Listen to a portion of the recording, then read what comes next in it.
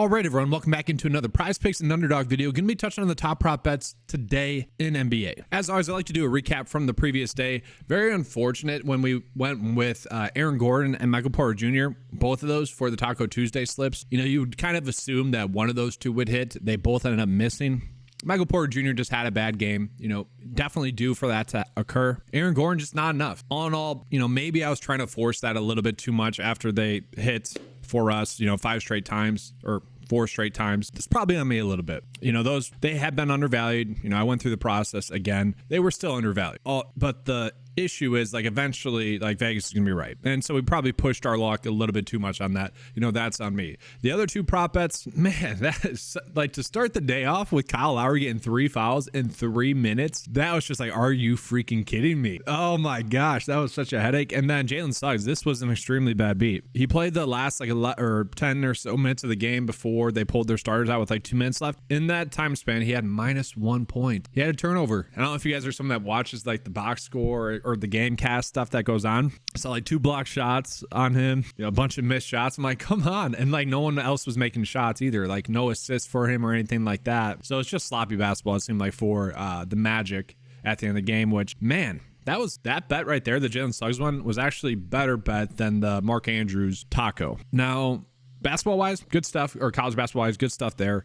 We'll see if we're getting, good props today. Clearly due to have a better day today. I do want to start out, though, with showing you guys a quick EV bet that we currently have. Right now, Smith for over 9.5 tackles and assists is currently at a 54% likely to hit. Now, last week, we saw that the tackles and assist props really kind of regress back to the expected hit rate. And what I mean by that is the 54%, because the previous 2 weeks, they have been crushing. So, fair warning there, but yeah, we can see about a 54% chance for everyone to hit. So if you guys want to use that one, or if you guys are not finding any other prop bets that you like, you can use that one. And then real quickly as well, college football wise, we are getting a couple of discrepancies here. For Cross, we can see the average sportsbook line would have his yardage total set at 62, and they are slightly favoring the under there. We can see that PrizePicks has it set at 64.5. That is seemingly a little bit too high. And then we have a couple of those as well right here. For Tennessee, receiving yards as well. For Georgia, we're getting a decent amount of them where PrizePicks seems to be a little bit higher than the norm. And Underdog, honestly, seems to be a little bit lower than the norm. So maybe a chance for some middling opportunities if you guys see them there. But I just want to start with those because I feel like those might be the best bets that we currently have. We'll see. Let's go through the process of today's slate. All right, so starting out, we got the Dallas Mavericks versus the Washington Wizards. A very high over and under. And so you guys probably know by now, I really like attacking the games that are both close games that also have high over and unders. We look at the injury report as well. Not too much to worry about there. So that should all mean that this game could be pretty fruitful for us. Now we'll start with Dallas here. Last night we saw Kyrie Irving have definitely a little bit of a strange game in the sense that he had been someone that was going off and the Dallas Mavericks ended up getting blown out, which could end up being a good thing on this slate because we probably won't have to worry about their minutes maybe being limited at all, partially. That could be a good thing. And I do think if you give him the 10 or so extra minutes, he does end up having a pretty good game. Washington is a team that is poor defensively as well. So that could all bode well for someone like Kyrie Irving. So when we're seeing, about a 10.5 assist and rebounds prop with about a 53% likely to hit, I don't mind that. Give him a few more minutes. He probably does get that over there. 8 there, give him 10 more minutes. Good chance he gets to at least 10. And we can see on the season basically averaging that, but you probably give him a slight bump due to the matchup. And with NBA, I don't care too much about DVP stats, but if you look at it, they are the best matchup for a shooting guard. They actually give up the most assists and the most rebounds to opposing shooting guards. Now, you got Luka there. Kyrie's not exactly a shooting guard. He's a little bit of a mix. We know that it's the NBA today, tough to really dial that down into one position, but all in all, a very good matchup for Kyrie. So if you just look at the DVP, that should be set at about 13. And so all in all, he does get a bump here. Not a bad prop bet. Better individual bet. I'm on the sports books. And I've been saying that a lot, guys. I might in the afternoon come out with a short that covers maybe the best DraftKings sportsbook bets. We'll see. We also have Derek Lively, is kind of annoying because he is someone that is kind of consistently popping up as a good over fantasy score prop bet.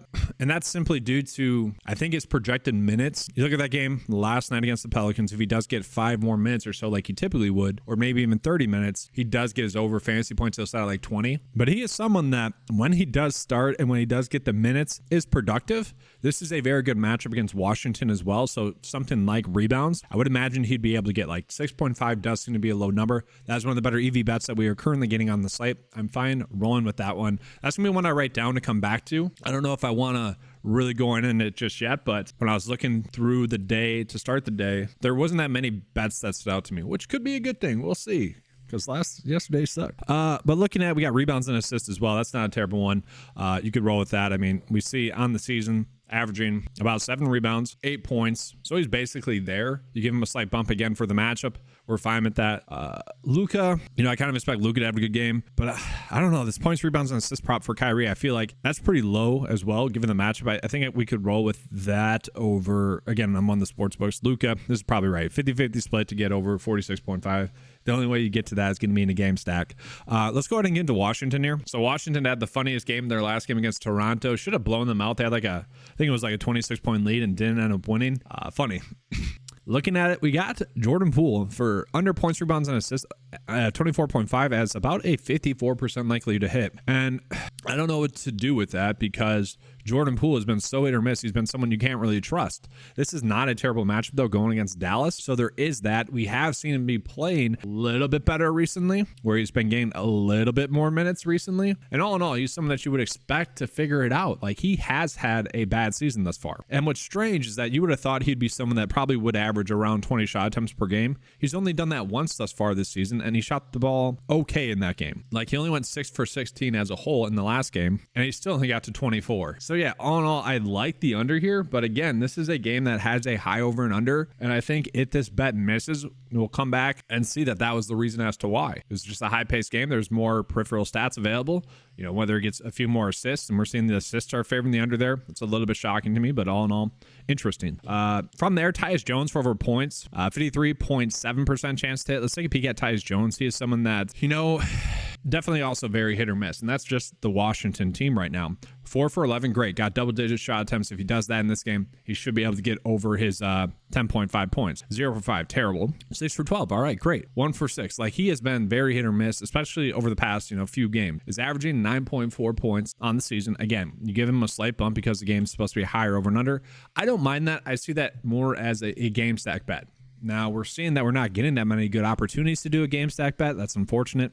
Let's talk about 2 that I kind of like. So, like Daniel Gafford at 17.5, I do like. He's very risky as well. I'll touch on that. He's projected only to get 22 minutes. And so let's talk about why. Gafford is someone that, when he gets the minutes, can really go off and be productive. I do think we're seeing a slight thing where centers against Dallas is going to be something that we want to target. And again, if he only gets 22 minutes, it's going to be tough for him to get there. But even if he only gets 22 minutes, that's not even a point, rebound, and assist per minute. So in a slightly easier matchup, I would expect him to get there. He is someone I'm monitoring for fantasy score as well, because he can get multiple blocks. He can get some. And so someone in the comment section asked, when do you go for points, rebounds, and assists, or when do you go for fantasy score? Kind of the general rule of thumb is you take a look at their points, rebounds, and assist prop. So for Gafford, it's at 17.5. I'm going to assume his fantasy score prop is going to be at about 22.5. The reason being is I'm sure he's projected to get 1.5 blocks and steals. A block is worth 3. A steal is worth 3. So let's just give him about a projection of 4.5 added score, at 1.5 blocks and steals. Then he's already basically where we need him to get to. But you also got to consider the turnover as well. Now, we know that I believe rebounds 1.3 or 1.2 points, and assist is 1.5 points as well. But all in all, what I like to do is if the blocks and steals outweigh the turnovers score-wise, I'm probably looking more for fantasy score. And really that comes down to the bigs typically will, they're more likely to get a block and less likely to get turnovers for the most part. But yeah, again, I almost see that as a better bet on the sports books. We're just not getting good EV on that. And if there's one thing that I've maybe been doing a poor job of the past 2 days or so, it's recommending. No, I think I've done a good job of saying that these are better DraftKings, FanDuel, sportsbook bets than PrizePicks bets. I think I've done a good job. I just know for the crowd that maybe skips ahead to the end, might not be getting that message. Looking at it, we got Kyle Kuzma. If there's been one player for Washington that's been consistent, it has been Kyle Kuzma. And we can even see, just looking at his game log here, not exactly that consistent. assists. Not a terrible matchup. I don't mind it. We take a peek at, all right, we're getting fantasy score as well. Very nice. We take a peek at his points, rebounds, and assists. If this game is going to be that high scoring, to me, he is someone that should be able to get this over. So like, I actually really don't mind that in a game stack. Again, though, I don't like the idea of doing under for Jordan Poole, although it makes sense. You know, last game against Toronto was a high scoring game. He was unable to get that over. We look at Denny, very much hit or miss. We look at Tyus Jones, very much hit or miss. Yeah, Kyle Kuzma is really the only consistent fantasy producer there. I'm curious. I'll refresh the fantasy score props at the end of this video, but let's take a peek. Okay, so yeah, Daniel Gafford at 24.5. So this is telling us, this is a great example. This is telling us that they probably are assuming he's going to have 1 turnover and a pair of blocks and steals combined. So like 5 points there. And that's probably where we're getting this projection. We'll see. I think we might be rolling with that. We'll see. Derek Lively at 22. Again, like if the game stays close and if it is that high scoring, I don't mind that. I think these two could correlate fantasy score wise. Kyrie Irving, I would expect to have a good game against Washington. I don't mind that, but you know, we'll touch on this at the end of the video here once I refresh the data. So let's go ahead and move on to the next game. I probably spent a little bit too much time on that game. Apologies, but it is the most appealing game on the slate, I think. We got the Bucks versus the Raptors, about a 4.5 point spread, 228 for the average over and under. So a decent game there. Looking at, we do have Giannis as a game time decision, and we do know that Jay Crowder is going to be out in this game. Looking at the Raptors, you know, kind of banged up. Gary Trent Jr. game time decision. OG game time decision. Koloko still out as well. So, you know, kind of interesting in that regard. I want to take a peek to see if Giannis is expected to start in this game. He is. Okay, now we have seen this before where Damian Lillard was expected to start and he sat. Obviously, if Giannis sits, we're probably looking at Damian Lillard. Let's just go through that process. All right, and I did want to take a peek if they were on the front end of a back-to-back. They're not, because that to me would have increased the likelihood of Giannis sitting. Now he's listed as probable. We're expecting him to play then. Against Toronto earlier on this season, they got blown out. Kind of just seemed like an outlier game. Giannis has been playing better as of recent. The team as a whole has looked a little bit better as of recent as well. So before we get into like the team props, I do just want to start with talking about the Jay Crowder injury. This is something to monitor. He is someone that was getting around 30 to 24 minutes per game. Okay, so that is kind of a big minute share, right? And although this team is very top heavy, obviously with Dame and also Giannis, and man, Dame Lillard, he's been bad in terms of like expectations. Guy needs to shoot the basketball better. And that's eventually going to happen. But with Jay Crowder out, the players that get the biggest bump are going to be it's basically the starters, but Bobby Portis, Malik Beasley are kind of the biggest secondary players that we're looking at. But really, it's actually like, production-wise, it's been a little bit of Chris Middleton, where he's averaging about 7.8 more fantasy points per 36 with him off the court. Now, he's not going to get 36 minutes. They're very much capping his minutes again this season. So, all in all, probably just a stay away, honestly, for anyone in this game in terms of a bump in production with Crowder off the court. And I think we're just going to see a couple more minutes go to Bobby, a couple more minutes go to Beasley. Pat Connaughton's going to get some run. And I would have thought Pat Connaughton would have been the one that gets the biggest bump. And he kind of does. Pat Connaughton averages like 5 more points per 36, and he got 29 minutes in the last game. Now, the issue with someone like Pat Connaughton is like if he's not having a good game, they could just bench him for maybe Portis, even Marjon Beauchamp. Like that could happen. So definitely not a lock and load. I don't know if we're going to get any props for him, but I did think that was noteworthy. And we look at the starting lineup for Toronto. They currently have Otto Porter listed as the starter, which is what happened last game. So I think the expectation is that OG is going to sit. Now we look at that game, last game, Dennis Schroeder was supposed to be someone that was going to step up into a bigger role. We had seen that very good matchup against Washington, should have crushed, had a terrible night shooting. You know, I don't mind, I mentioned this a lot, I don't mind going the other way with the player after a poor night shooting. And all in all, Damian Lillard has been a pretty easy matchup thus far. If we can predict Dennis to get 35 minutes or so, I think we'd want to be going in on him. And yes, OG being off the court probably isn't a big mover for most people, but also when you pair it with Gary Trent Jr., it kind of should be. Like he's been someone that gets around 30 minutes per game. And so we look at the per 36 production with him off the court. Otto Porter is the one we're expecting to get minutes. Props wise, that's not going to matter. And Grady Dick is probably going to be someone that does get some run in this game. Had 24 minutes in the previous game. I do expect him to get some run, but all in all, it does seem like it's Dennis Schroeder as the one that benefits the most. Averages about 1.4 more points per, or fantasy points per 36, averages 5.4 more points per 36, doesn't have as many assists, which is kind of a strange thing, but all in all, averages about 30 fantasy points per 36 with him off the court, and about 20 points per 36 with him off the court. And again, if Gary Trent Jr. is going to be out as well, that should just mean that we're locking in those minutes for him. Now, we have seen Scotty Barnes also just playing heavy minutes as well. I think that would just be more of a safety blanket for him. Like the production that he's been getting, I think we could expect him to continue to get as well. So we take a peek at the props that we are getting here. A lot of them are favoring unders for Jakob Poeltl, and that is honestly probably correct. Jakob Poeltl is someone that we can't depend on to get minutes right now, especially with Precious back. Like we're going to see him still get more run, and we're probably going to see him get closer to 25 minutes. And so with that, someone like Jakob Poeltl, and even Pascal Siakam is going to get some run at the center. So someone like Jakob Poeltl, we are really going to see his minutes be capped. Now, he is very productive in limited minutes. That being said, he's going against Brook Lopez, he's going against Giannis. You expect him to have a poor day. Now, he is efficient shooting the basketball as well. So like that's a little bit worrisome, but we're looking at rebounds and assists there at 10.5 on the season. Average is a little bit lower than that at 10, basically. So given a tougher matchup, being the fact that he's going to get lower minutes, and let's just take a peek at his projected minutes, 28, that's probably too high, I think. And yes, like Brook Lopez isn't a huge rebound getter, but he also is a very big rebound preventer. So all in all, I like that one. I don't like the fact that we got Dennis for under 1.5 3-pointers. I was hoping, that would correlate with maybe potentially points. If you want to do Jakob Poeltl for under points, rebounds, and assists, you could do that as well. Not terrible if he's not going to be getting those minutes. I don't mind Dennis Schroeder for over points and assists. Like this to me should be a good one. Now we saw his per 36 production with OG off the court actually leads to him getting a little bit less assists. I don't know if like we need to be factoring that in too much. And we did see his per 36 points is about 20 points with OG off the court. Again, I don't know if that's a big enough sample size for us to really be gung-ho about. I think a good sportsbook bet is Dennis Schroeder for over 14.5 points. Again, good matchup against Dame for part of it. Obviously, you got Scotty Barnes also operating a lot, having a high usage rate. But all in all, I think Dame's going to be covering him. So yeah, that seems to be a little bit too low, especially for a guy that's one, coming in off of a poor night shooting, and two, averages 15 points on the season. And that's kind of it for me in this game. For Toronto, let's take a quick peek at Milwaukee.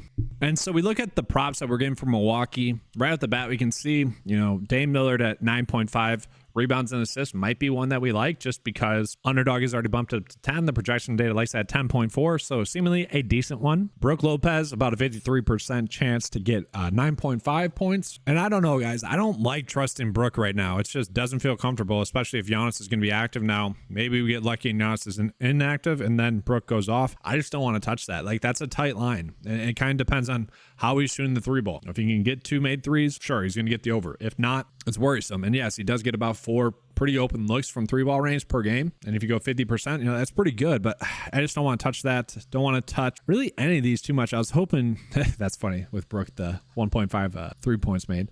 I don't really want to touch any here just yet.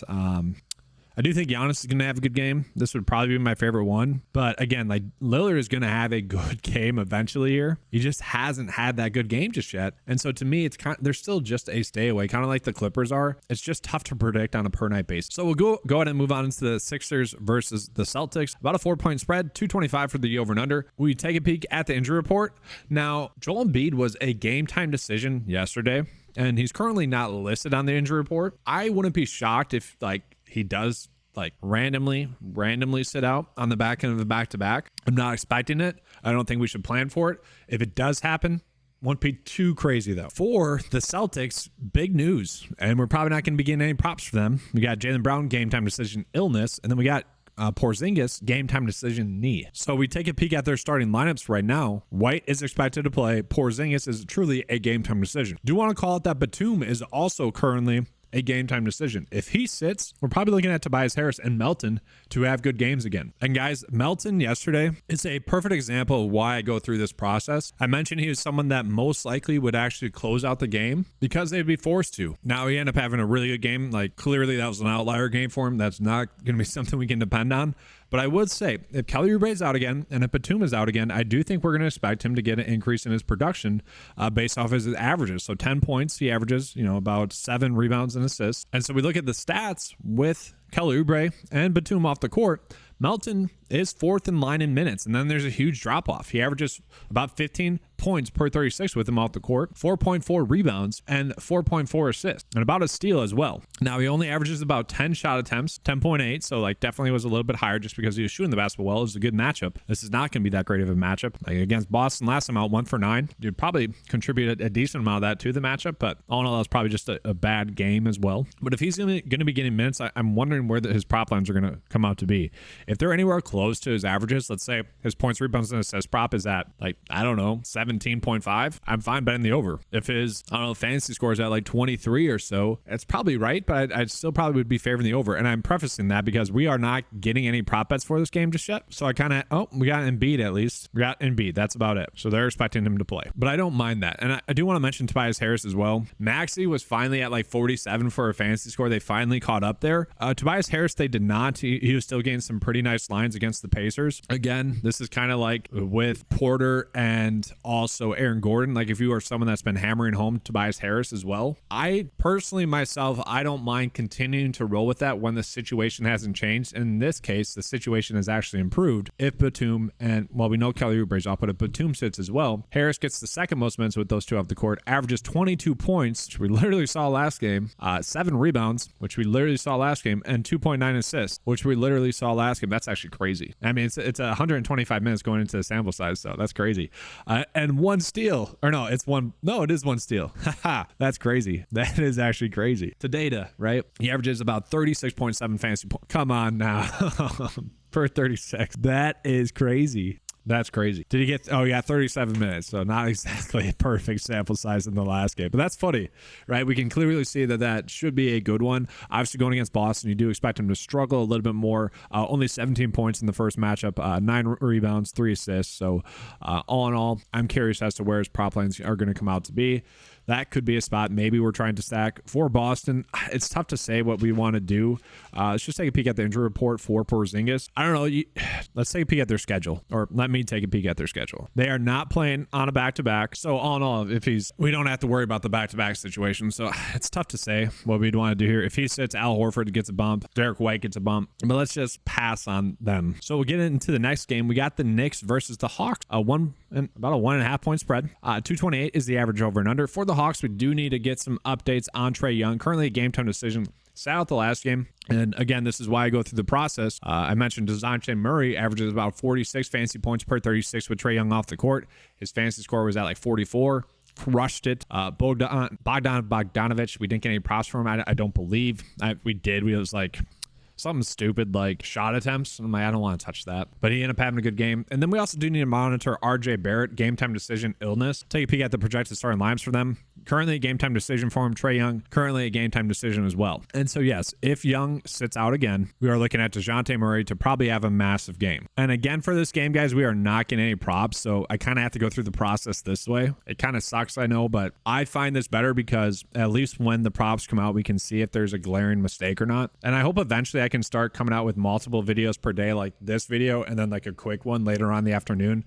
I don't think we're there just yet, though. Looking at with Trae Young off the court, again, it's DeJounte Murray with heavy minutes and then Bogdanovich with heavy minutes. DeJounte Murray averages 26.2 points per 36 with him off the court, so about a 4-point bump. 4.3 rebounds, so basically the same, and 8.4 assists, so 2.4 more assists. Blocks and steals stay about the same, but he does average about 46 fantasy points per 36. I'm not too worried about the matchup with New York. Like, I just think the increased production would be there, so we're probably just liking him a lot. We look at earlier on this season, he had a pretty massive game against them as well in terms of fantasy production, and that was with Trae Young. You take Trae Young off the court, he's going to have a better game, seemingly. And then Bogdanovich as well. He had himself a pretty good game, did play 33 minutes, and that's the big thing with him, is that he played over 30 minutes. That is something we don't typically see out of him. That could be twofold, like he went 7 for 17, decent night shooting, but also I just think they needed it. The data told us that is what would happen.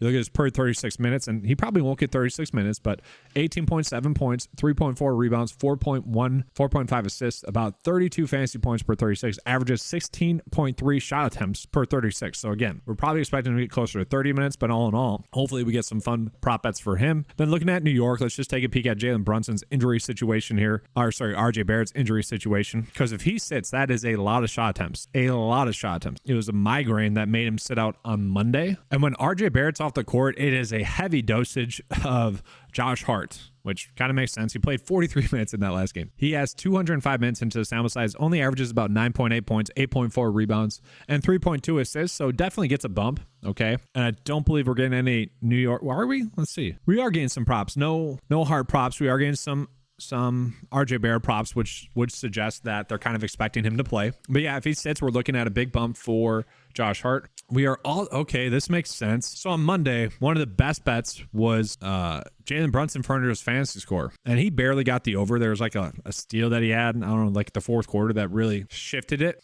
And I was kind of wondering why he dominated. Okay, it makes sense now. That was just an extremely bad beat that RJ Barrett was a late scratch. Yeah, no doubt Brunson would step up into a bigger role. And I'm actually frustrated now. That's annoying. I don't know how I missed that, to be honest with you guys. I guess it was a later game. And I wasn't on the Occupy Fantasy live stream. I will be tonight, guys. It's another YouTube channel. We cover NBA DFS there, both FanDuel and DraftKings. 4:45 Central, 5:45 Eastern Standard Time. Be there if you guys are someone that plays NBA DFS. Again, that's Occupy Fantasy. I wasn't on the live stream, so I guess I just missed that. But yeah, his per 36 production with RJ Barrett off the court is 24.2 points, so a slight bump in points, 2.9 rebounds, that's about the same. 3.9 assists, about the same. He just gets a slight bump in points, and that was enough to shift the bet last game. I'm more tilted now. I mean, that's NBA DFS, right? Sometimes the news is going to go your way, sometimes the news is not going to go your way. That's just how it works out.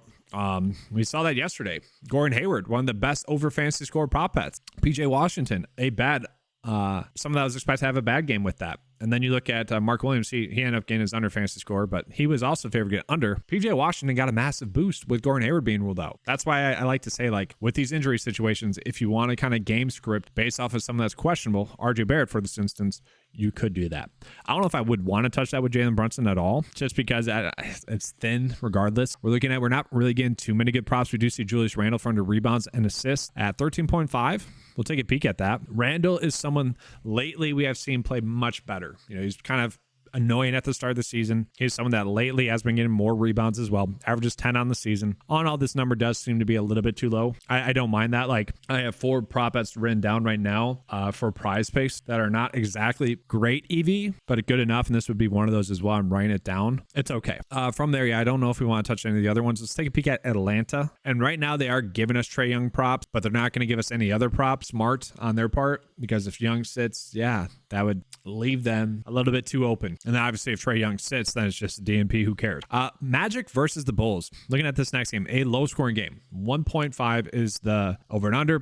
217 is the over and under. 1.5 spread. Looking at Markelle Fultz is still out. Wendell Carter is still out. Who is not listed as out? Gary Harris. So that does shift some things. Gary Harris was someone that was getting about 20 minutes. He's expected back. That's huge. We also know for the Bulls that we have DeMar DeRozan on this game. That's huge. We do need to get news on Alex Caruso. If he sits, that's kind of big. And also Patrick Williams. If those players sit. That's also huge as well. We take a peek at the projected starting lineup. It is Caruso in the starting lineup. Torrey Craig also projected to start, so interesting there in that regard. Jalen Suggs still expected to start. Anthony Black still projected to start for Orlando. Now, I'm curious, are we actually getting any props here? We should be for Chicago. That news is already out. Alex Caruso being out does shift enough, and so we just look at the data with DeMar DeRozan off the court. Zach LaVine has 40 more minutes than anyone else, and let's actually take a peek. Yeah, he gets heavy minutes regardless if the game's close, so averages 24 points per 36, so a slight bump there.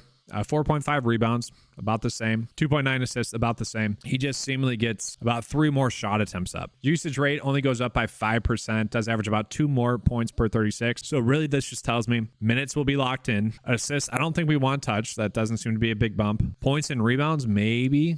Again, averages about 24 points per 36, 4.5 rebounds. It's not big enough. That's not a big enough bump. So yeah, under would probably be the way to go there. Obviously with Zach LaVine, he's always a little bit shot dependent. If he gets hot, he's going to crush. If not, just a solid game. Vucevic then next gets the most minutes after that, which is kind of crazy. He doesn't see a bump, though, with Zach LaVine off the court, which is kind of crazy. From there, it's actually Patrick Williams that gets the next minutes. So that's where I'm like, if Patrick Williams sits, that's huge. Now, he is probable. and maybe someone we're looking at for a bump, he gets the biggest bump. Averages 13.5 points, 5 rebounds, and 1.6 assists per 36. Now, can we project him to get 36 minutes? Probably not, but would it be surprising to see him get 30 minutes? No, that would not be. Now, Torrey Craig has been someone that has been starting instead, and he probably will still start. We have actually been getting some props on Torrey Craig as well. He's not someone that's shooting the basketball that much. He is someone that has been getting some rebounds, though. You would expect him to get a block or a steal on average per game. He's kind of been doing that. Torrey Craig, rebounds per 36 with DeMar DeRozan off the court is about 8.8. So a slight bump in what we have seen from him. But again, we're probably expecting more of like 30 minutes from him as well. And for him, we're not getting any props. I will say if Caruso were to sit, then we would probably want to get on Kobe White in some capacity. If Caruso plays, then Kobe White, we're seeing the under rebounds and assists is probably the way to go. Even still, we look at the per 36 production, and it's a very small sample size. Only averages 1.4 rebounds, Kobe White does, and also 6.1 assists. So still at the under there. Obviously, a very low scoring game. If Caruso plays, Kobe White becomes less appealing. That's just weird that I guess Javon Carter's getting more run. Let's see. No, not really.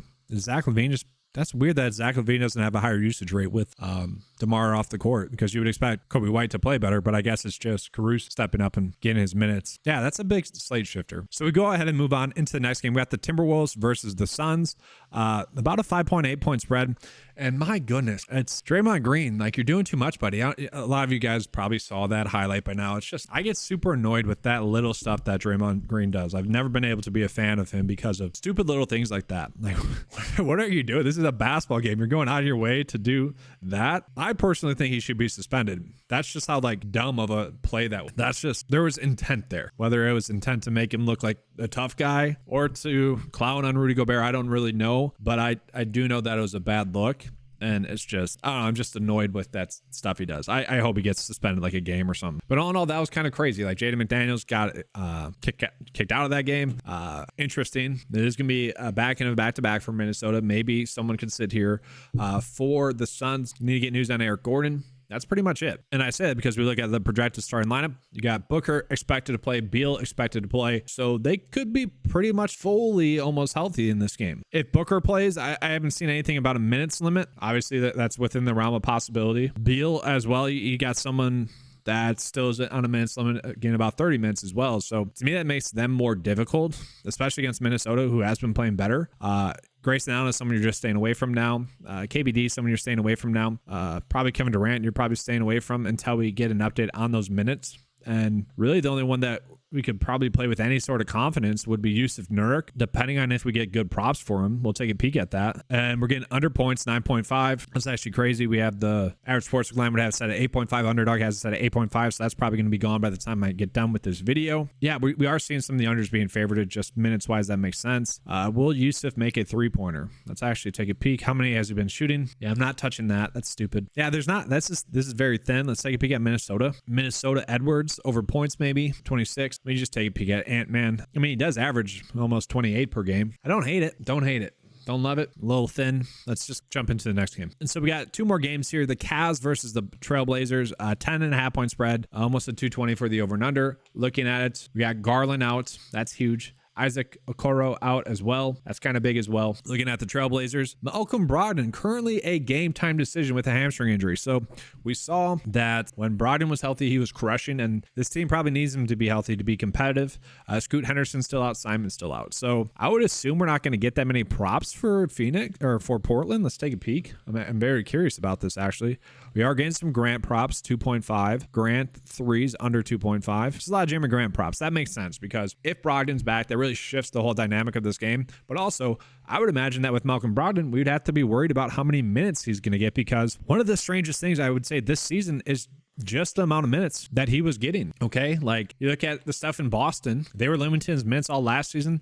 His trade value was extremely low this offseason because of that. And then we saw him get heavy minutes. And what happened? He got injured. And so I'm actually curious if they're going to try to cap his minutes. Now, they can't really do that. But you look at the Trailblazers. They're coming in off of a back end of a back-to-back. They had Skylar Mays probably play a little bit less minutes at 31 last game because of that. You had Sharp still playing 40 minutes in that game. That's my worry, is that like he could be someone that plays less minutes, but who's he going to go to? Like Matthias Thybulle probably could get 30 minutes in this game. It's just they're so thin right now. Jeremy Grant probably does make sense. He didn't play a lot of minutes in the last game, 27 minutes in that game. You look at assists, only 1.8 on the season on average. We don't love that. And we see his assists over the past few games hasn't been great as well. But if he's getting 40 minutes, you would almost hope that he'd be able to get that.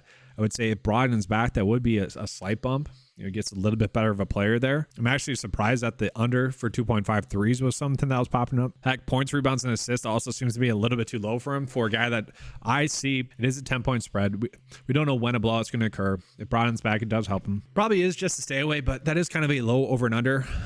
It is a tougher matchup going against Cleveland. Looking at DeAndre Ayton, I do wonder what his minutes are going to be like as well. Back into the back-to-back. Have they had any games thus far this season? Okay, so look at this. Against Philly, that game was a blowout. Only 20 minutes on the front end, then played 32 minutes. Now, this game was also a blowout, still played 31 minutes. So I guess it wouldn't be shocking to see Ayton get his minutes limited. And then you're looking at probably Reith getting more work in this one, or Walker as well. Walker last night got 21 minutes. All in all, like Portland to me probably seems like more of a stay away in this game. Let's go and get to the other side, the Cavs. And so looking at the Cavs, we do know that Max Strus is someone that does get a bump with Okoro off the court, but now we tack on Darius Garland. His per 36 production is 4.7 rebounds, 4 assists. So seemingly, this is a slight edge that we are currently getting. That is a very interesting thing to me there. I want to take a peek at his minutes because he's someone that actually maybe could get more than 36 minutes. Projected to get 31. That could be a little bit too low. I guess the game does have blowout potential. We already saw that. But let's take a peek at Strus because we saw at the beginning of the season when Garland was out, he stepped up and was playing extremely well. Like maybe we're looking at points. He does average 12.5 points. It's actually a little bit lower, I guess. Interesting. But yeah, I probably like the rebounds and assists, like tight, but still a good one. And then from there, like Karis LeVert does get the next biggest bump. 25 points per 36 for Karis LeVert, 3.4 rebounds, 5 assists, 1.7 steals. We're not getting any prop bets for him just yet. Probably smart. Donovan Mitchell also obviously gets a big bump. Donovan Mitchell, guys, Mitchell averages a 34.5% usage rate. That is crazy. Averages 44.6 fantasy points per 36 with him off the court. Points, rebounds, and assists. Let's look at that. 28.4 points, 5.4 rebounds, so about 33 or so, and then 6.2 assists. So this is seemingly the correct line. Obviously, if the game blows out and we can't project him to get more than 35 minutes, going to be tougher for him to get there. Does average 22 shot attempts though per 36, which is just crazy. And we are getting a fantasy score. Only averages 44.6 fantasy points per 36 with him off the court. Worry about a blowout. That actually might be a little bit too high. Points might be a little bit too high. Rebounds maybe a little bit too low. Averages 5.4 rebounds per 36 with him off the court. Garland and Okoro. So interesting there. Are we getting LeVert props yet? We're not. And then looking at like Mobley and Jared Allen, I'm actually curious. I'm surprised Jared Allen's not expected to get like limited at all. Back into the back-to-back. You know, I guess he only got 22 minutes in that game. That was probably on purpose. But they both get a good matchup. So I'm actually curious if we get a good prop for those two. So we have a couple games left here. Actually, just one. We got the Kings versus the Lakers. 1.5 point spread, 234 for the over and under. Now, yesterday, LeBron was a game time decision. Now he's not. Interesting there. Gabe Vincent out. Jared Vanderbilt out. They're actually pretty healthy, the Lakers. Looking at the Kings, they're also pretty healthy. So another bad beat that occurred on Monday night, and it's actually crazy now, the Donovan Mitchell one.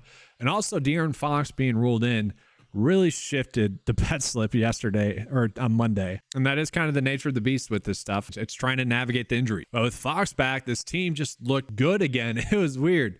Sabonis played better. Keegan Murray had himself a good game. And there seems to be maybe some correlation there where maybe with Fox on the court, obviously less defensive attention elsewhere. I don't think that's really a big thing, but he just made everyone better. I'm actually curious. I want to look at the on-court production with Fox for the squad. So with De'Aaron Fox on the court, Keegan Murray actually averages 19 points, which is crazy, and 2.3 assists. So that could seemingly be a good one for us in general. Wow, that is crazy. Harrison Barnes, I don't really care about. That's not a big sample size, but does average 13.1 points per 36 with Fox off the court, or with Fox on the court, sorry. Kevin Huerter averages about 13 points, 4.7 rebounds, 4 assists. So that's probably the correct line. Yeah, it seems like Keegan Murray might be the one we could go with. I'm actually curious, what is his points and rebounds? Because he averages about 8 rebounds and 19 points per 36, and there's 100 minutes going into that sample size, so a pretty big sample size. Let's take a peek at that a little bit more in depth. because I might be going in on that. Like 38 minutes, 40 minutes. I mean, 38 minutes against Cleveland. That's the biggest one. Close game. I think I like that. I think I like that a lot, actually. Now, we finally had a good night shooting the basketball as well. Maybe that there's some correlation there. Obviously, with Keegan Murray, it always depends on how well he's shooting the basketball. But early on in the season, wasn't shooting it terribly. Went through a lull with Fox off the court. So I do think there's something there. That's another one I'll write. And I don't know, like we saw that the points and assist prop was one that the data liked a little bit more. I kind of like the points and rebounds one a little bit more. I'm going to write the rebounds. Because, yeah, just with Fox in the court, we have someone to play better. To me, that's probably the best prop bet that we're getting here. Let's take a peek at the Lakers. Lakers, we got LeBron for over 23.5 points. Let's take a peek at that. Let's see. I don't know. Against Memphis, they got blown out. I mean, he kind of makes or breaks the team. So it's more, if you're running out of game stack here, you're assuming the game's going to stay close. Then LeBron over his points makes sense. If not, then it doesn't. Interesting that we're only getting LeBron props. I don't mind that. Let me go ahead and refresh the data, and I'll just show you guys the best prop bets that we're getting today. So now, while that data is loading, I just want to show you guys these ones. These ones were the ones I wrote down as maybe not the best EV bets. These are more maybe, I don't know, if you have one bet that you really like and one of these stood out to you, you could attach this on there. Or they're probably just better bets on the sports books. All these had about a 52 to 53% likelihood to cash. Obviously, to be profitable long term, we want to be looking at those prop bets at about a 54% likelihood to hit. These are all fine. I like these. I think we are getting edges, especially when we look at the per 36 production for the last two. I would say Lively, if he's getting over his rebounds, we're probably looking at Gafford to have a good game as well. I think that those two will kind of correlate together. And then Dennis Schroeder for over 14.5 points, I also like as well. Again, that's a better sportsbook bet, though, just given the odds that we have. All right, so I just refreshed the data, and wouldn't you know it, yes, Derek Lively for over 22 for a fantasy score is seemingly the best one. We are seeing Tyus Jones for over a fantasy score as well, seemingly the best one. Kevin Huerter under fantasy score. It's kind of interesting. He's a little bit shot dependent. We know that. We are actually getting a huge edge on all these fantasy score props as they sit right now. We have 1, 2, 3, 4. Sorry, let me recount. 1, 2, 3, 4, 5, 6, 7 prop bets where we have about a 54% likelihood for those to hit. I might use those. I think we're good with that. I would say Denny kind of correlates a little bit with Gafford getting his under fantasy score. Gafford, as always, very much minutes dependent, very much blocks dependent as well. I would assume Gafford would go off. I don't know. Those two bigs have been frustrating. Lively and Gafford. I would say all in all, the data has been on the favorable side for those two, but we're just banking on minutes. Tyus Jones, I'm fine with. I'm kind of fine with these. I'll probably run out a few bet slips like this. I will say, I do like Kyrie for over his fantasy score. I had a bad game last game. We expect him to have a better game. KD under fantasy score is definitely interesting, just given the fact that with everyone back, probably will struggle a little bit. Then we're looking at it. We're still not getting that many great EV bets, honestly, other than fantasy score props. Now, just quickly pull up Underdog as well, seeing if we are getting any good ones there. A little bit better. We got Brook Lopez for over 4.5 rebounds, a good one. Mitchell Robinson for over 6.5 points. That's fair. And if you guys wanted to, you could bet the under for Mitchell Robinson on PrizePicks. A decent middling opportunity there. And those are the two best. I'm fine running those two out. Just we can see we have a pretty big edge. So I do want to call it. The data is giving us a pretty good game stacking opportunity in that Washington versus Dallas game. We got the 2 point guards, Kyrie and Tyus for over fantasy score. Gafford, you're kind of banking on Lively having a good game and Lively getting Gafford into foul trouble. I don't love Gafford for less than that, but again, that probably is a little bit too high. They're probably banking on him getting 2.5 blocks and steals rather than just 2. Denny, I would say, somewhat correlates with Gafford struggling. And then Tyus Jones, yeah, I'm fine with that. Decent game stack there. Correlates pretty well. And then just real quickly before we get into the bet of the day, I just want to talk through these a little bit more. Tyus Jones, we are seeing the average sportsbook line has his fantasy score at 27.6. I like the fact that the projection data is also favoring the over there. Then I'm fine betting the over there. That works out pretty well. I would say Kevin Huerter getting less fantasy score would correlate pretty well with Keegan Murray getting over his fantasy score. Not exactly a 54% likelihood to hit, but still decent. I want to call it Kevin Durant. He has been crushing it lately. I don't know if I want to touch this, though, because we don't know the status of Booker, whether he's going to have his minutes limited or not. That is a late night game as well. We might not get that until lineup lock, that Booker's good to go. He's going to play a full 11 minutes, or that he's going to be limited to 30 minutes. And that really does shift Kevin Durant's projection, and to me that's just a little bit too risky. Now sure, if you want to, this is kind of like Giannis a few slates ago where we had a 4-for-4 slip where I told you guys, if Lillard sits, Giannis is crushing this over. If Lillard plays, I'll trust the data where it's telling us about the less than fantasy score. That's a little bit of what we have here with Durant, where if Booker is minutes limit, or if we get news that Booker's minutes are going to be limited, then yes, Durant's fantasy score should probably be a little bit higher. We're not going to get that news. Risk reward there. So I just want to touch through those.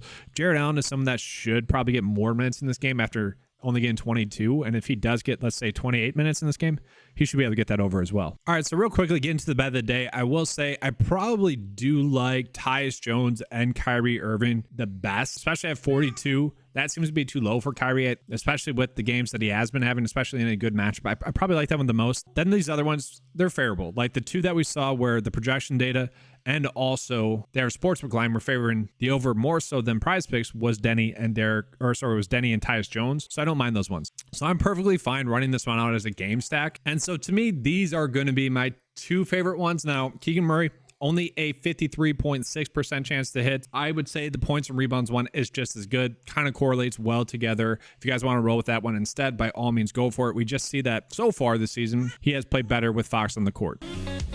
That's going to be all for today's video. Make sure to give that like and subscribe. Appreciate everyone being here. If you guys want access to the 95 PrizePicks and Underdog cheat sheet, it is available at 95sports.com for just $10 a month. Thank you guys for watching. Let's have a good slate. And as always, let's keep cashing.